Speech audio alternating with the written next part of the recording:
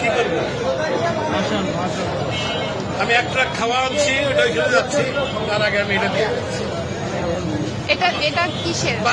এটা আমার মা জমাইতো, মারা গেছে 4 বছর আগে, সে মারা গেছে। আমি জানি না এটার মধ্যে কি আছে, আছে অনেক কিছুই আছে, কি আছে আমি জানি। এটা আমি দিয়ে গেলাম।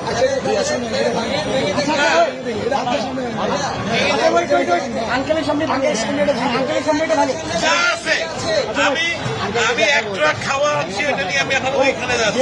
আন্টি মারা গেছে, না, আমার মা মারা গেছে।